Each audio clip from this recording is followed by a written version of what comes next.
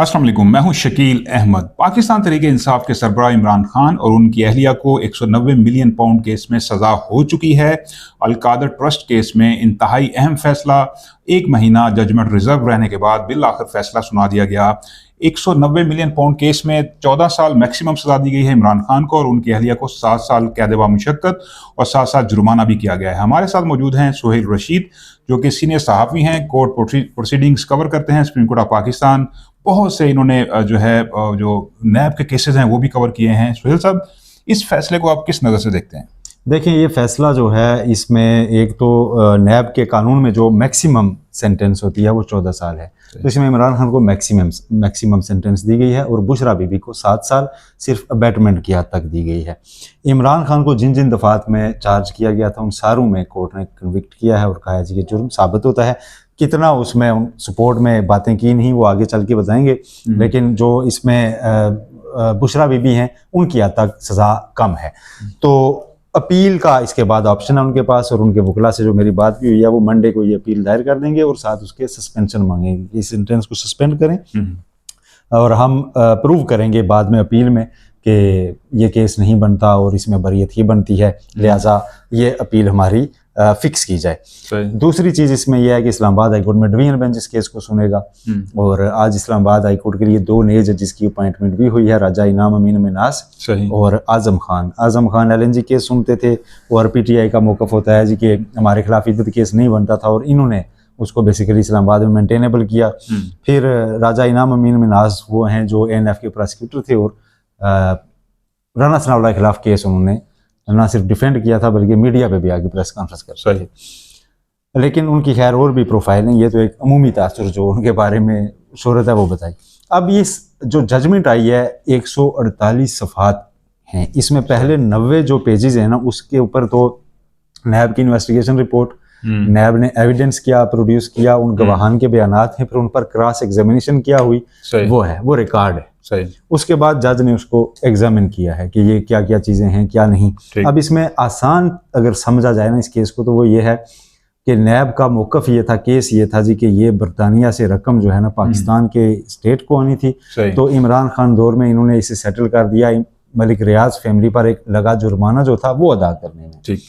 इमरान खान का मौक़िफ़ और उनका ये है जी कि ये हुकूमत पाकिस्तान का पैसा नहीं था, उनका अपना पैसा था, फ्रीज़ हुआ फिर डीफ्रीज़ हुआ और उन्होंने अपने ज़ाती अकाउंट से सुप्रीम कोर्ट के अकाउंट में अदायगी की और ये रकम उनसे सुप्रीम कोर्ट को आई, सुप्रीम कोर्ट से वफाकी हुकूमत को चली गई। हमने इसे एक दिन भी अपने पास नहीं रखा और इसका अलकादर ट्रस्ट से कोई ताल्लुक नहीं, जिसे नैब कहता है कि जी आपने मलिक रियाज से ज़मीन ली, माली फ़ायदा लिया और आपने उनको ये सपोर्ट दिया। और इसके अंदर नैब का जो आर्गूमेंट था उसमें उन्होंने तस्लीम किया था कि कोई माली फ़ायदा इमरान खान या उनकी अहलिया ने नहीं उठाया, ऐसे ही था एग्जैक्टली। और नैब के गवाह ने यह तस्लीम किया था, इसलिए आज की जजमेंट में जो मेरी नज़र थी वो इसी पर थी कि जो अब नैब तरमीम की हैं खुद इस हुकूमत ने, उसमें ये लिख दिया हुआ है कि काबीना के किसी फैसले के ऊपर नैब का इख्तियार नहीं है जब तक माली फ़ायदा ना हो। तो नैब तरामीम बहाल होने के बाद, पहले कलअदम थी ना तो अपील में बहाल हुई थी, उसके बाद इमरान खान ने बरीयत की दरख्वास्त दी थी कि आप मेरा केस भी नहीं चला सकते, काबीना का फैसला था। तो उसमें अदालत ने आज उनकी बरीयत की दरख्वास्त भी साथ डिसमिस की है और माली फ़ायदा इमरान खान ने नहीं लिया। ये नैब का गवाह बन के बात की थी अदालत में अलकादर ट्रस्ट के चीफ फाइनेंशियल ऑफिसर ने।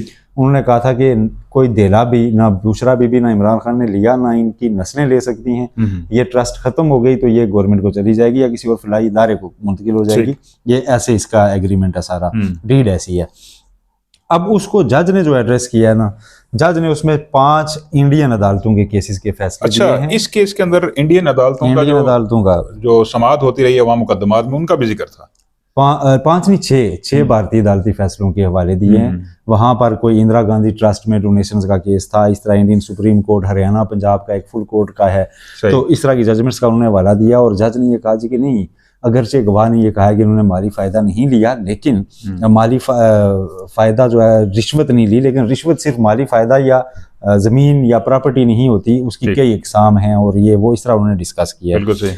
इससे बड़ी जो अहम चीज़ है ना ये केस जब अगर ये बना जी कि बर्तानिया में सारा कुछ हुआ, यूके में सब कुछ हुआ, तो यूके की डॉक्यूमेंट्स केस पे आना जरूरी थी। जी, ऑन रिकॉर्ड आना पाकिस्तान का चाहिए। कानून शहादत जो है ना, जिसके तहत आप एविडेंस एडमिट करते हैं, और आर्टिकल 10 ने जो कहता है कि एविडेंस पूरा होना चाहिए और उसमें कोई चीज मिस ना हो। रिसेंटली जो जुल्फिकार अली भुट्टो केस में जजमेंट आई थी, राय दी थी सुप्रीम कोर्ट ने सदारती रेफरेंस पर, उसमें भी ये सारी चीजें एड्रेस की हुई हैं कि फेयर ट्रायल के लिए ये जरूरी है।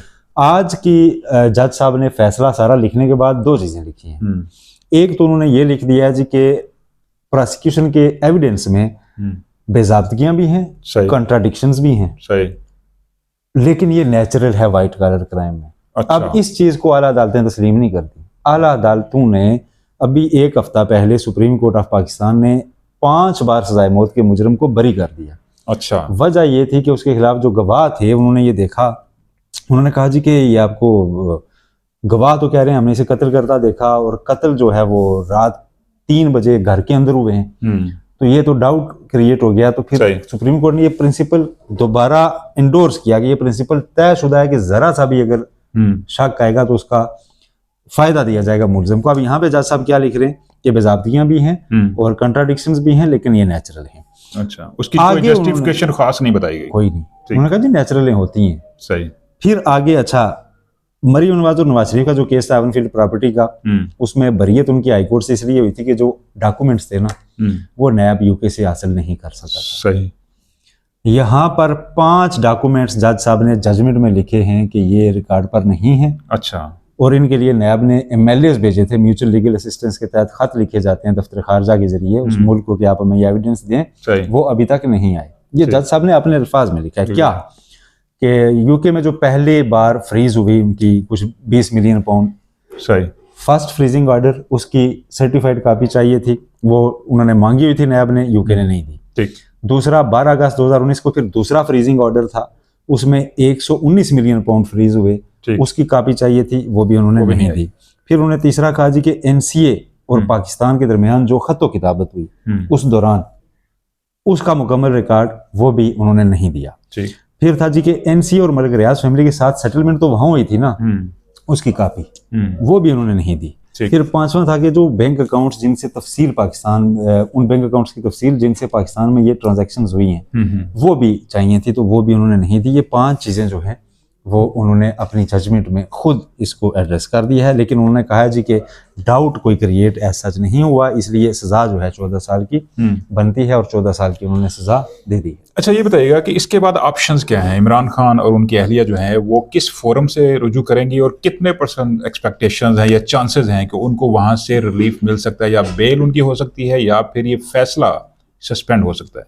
देखें, सस्पेंशन की मुख्तलिफ ग्राउंड्स होती हैं। एक ग्राउंड तो किल कर दी है इस जजमेंट ने, वो होती है शॉर्ट सेंटेंस की। अगर ये मैक्सिमम ना होती ना, 3 साल तक की होती, तो उसमें कहते हैं कि ये छोटी सेंटेंस है तो इसको आप अंदर ना रखे, ऐसा अपील कर डिसाइड होते तक 3 साल यूं ही गुजर जाएं, तो फिर आप इसको क्या रेमेडी क्या देंगे? अगर बरी करेंगे तो ये 3 साल तो काट चुका होगा।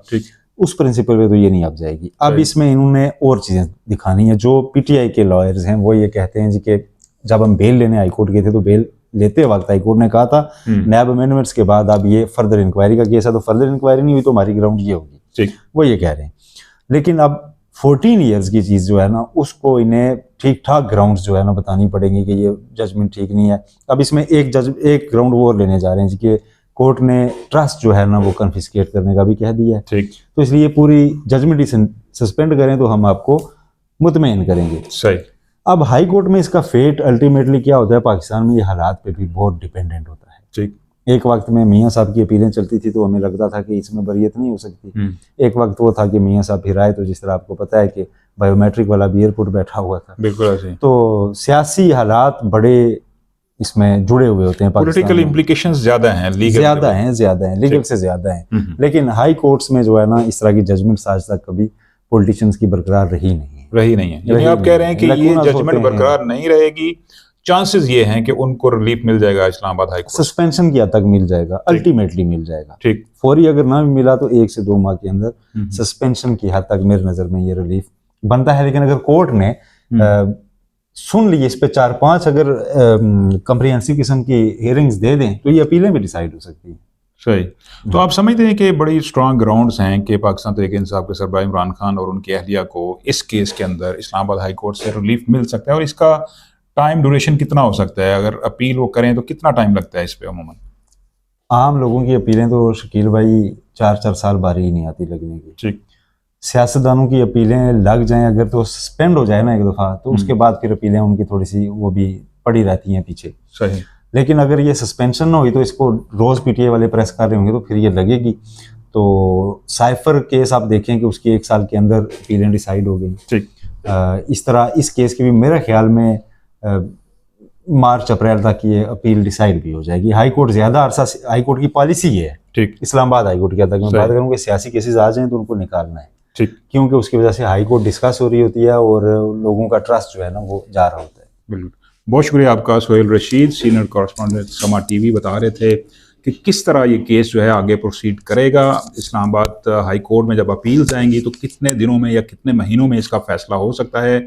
सज़ा हो चुकी है, अब देखना यह है कि पाकिस्तान तहरीक इंसाफ के जो वकला हैं, लीगल टीम है, वो इसको आगे लेकर किस तरह चलती है और किस तरह अदालती प्रोसीडिंग्स आगे बढ़ती हैं और किस तरह जो रिलीफ का जो इम्कान है उसको देखा जाता है लीगल टीम की जानिब से।